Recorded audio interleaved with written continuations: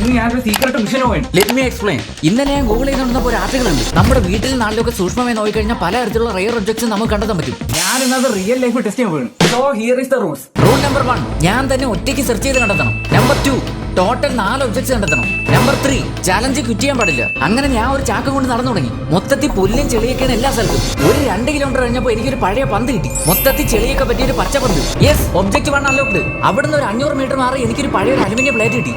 മൊത്തത്തിൽ ഞാനെങ്കിൽ ചെളിയും മണ്ണും ഒക്കെ പറ്റിയ ഒരു പ്ലേറ്റ് ആയിരുന്നത്. ഇനി നമുക്ക് 2 ഒബ്ജക്റ്റോട് കണ്ടുപിടിക്കാണ്ട്. Come on guys.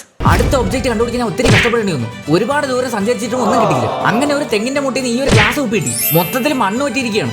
എന്തായാലും കിട്ടിയല്ല.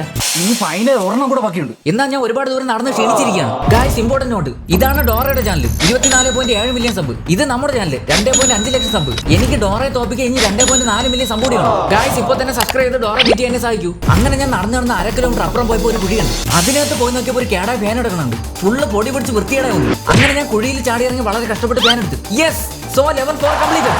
നെക്സ്റ്റ് ഞാൻ ചലഞ്ച് ചെയ്യണമെന്ന് കമന്റ് ചെയ്തു. അപ്പോൾ ഡോറയെ ബീറ്റ് ചെയ്യാൻ വേണ്ടി സബ്സ്ക്രൈബ് ചെയ്തോ.